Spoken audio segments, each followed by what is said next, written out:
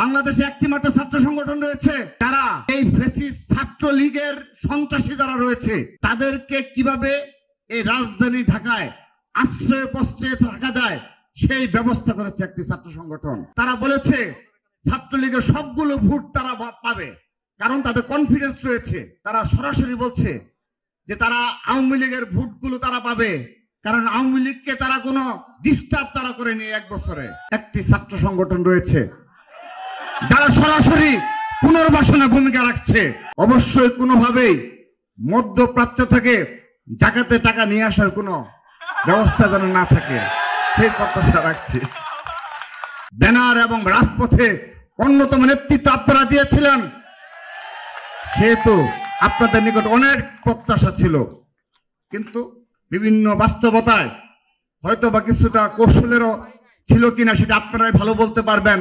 যে বাস্তবতায় হোক হয়েছে, কিন্তু যে জাগরণ ঘটছে এবং আজকের এই সত্যিকার অর্থে শুধুমাত্র বক্তব্য না, জাতীয় সমন্বয় সভার মাধ্যমে নতুন ভাবে জাগরণ ঘটবে গণতান্ত্রিক ছাত্র সংসদের, সেই প্রত্যাশা রাখছি।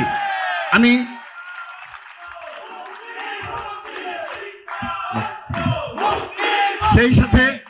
সেই সাথে 1971 সালকেও হৃদয়ে ধারণ করে আপনারা রাজনীতি করবেন, মুক্তিযুদ্ধের চেতনাকে সমুন্নত রাখবেন, সেই প্রত্যাশা রাখছি। সেই সাথে আপনারা কখনো আগামীর রাজনীতিতে সফল হওয়ার জন্য অপরাজনীতি এবং ভোট বাহিনী নির্ভর কোনো রাজনীতি করবেন না, সেই প্রত্যাশা রাখছি। সেই সাথে হয়তোবা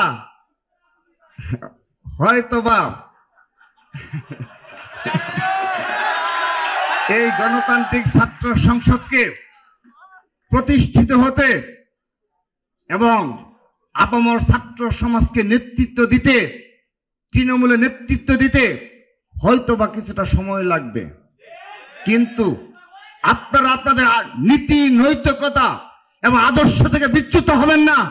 অবশ্যই বাংলাদেশে আপনারা প্রতিষ্ঠিত হবেন ইনশাআল্লাহ। যদি সেটা সুযোগ থাকে, অবশ্যই কোনোভাবেই মধ্যপ্রাচ্য থেকে জাকাতে টাকা নিয়ে আসার কোনো ব্যবস্থা যেন না থাকে সেই প্রত্যাশা রাখছি। সেই সাথে আরেকটি অনুরোধ রাখছি, দয়া করে আরেকটি অনুরোধ রাখছি আপনাদের নিকট। আপনারা লক্ষ্য করে দেখবেন, আমরা 5 আগস্ট পর থেকেই আমরা ছাত্র দলের পক্ষ থেকে বিভিন্ন বক্তব্যে বারবার বলেছি যে একমাত্র বাংলাদেশ জাতীয় দলের ছাত্র দল সেই ছাত্র সংগঠন, যে ছাত্র সংগঠন ফ্যাসিস্ট আওয়ামী লীগ এবং সন্ত্রাসী ছাত্রলীগের বিরুদ্ধে কোনো ছাড় দিয়ে আমরা রাজনীতি করি না। আপনারা দেখেছেন এই ঢাকা, রাজধানী ঢাকাতে এবং বাংলাদেশে সর্বক্ষেত্রে যতগুলো এদেরকে প্রতিহত করা হয়েছে সবগুলো প্রতিহত করেছে বাংলাদেশ জাতীয় ছাত্র দল। আপনারা অকপটে স্বীকার করতে হবে, সকল ক্ষেত্রে আমরাই এই ছাত্রলীগকে প্রতিহত করছি। কিন্তু অপরপক্ষে একটি ছাত্র সংগঠন রয়েছে যারা সরাসরি পুনর্বাসনে ভূমিকা রাখছে। একটি সময় আসবে, অলরেডি আল্লাহর রহমতে সাধারণ শিক্ষার্থীরা এবং সাধারণ জনগণ এখন বিশ্বাস করে, 1 বছর আগে আমরা যে কথাটি বলেছি আজকে তা প্রমাণ হচ্ছে।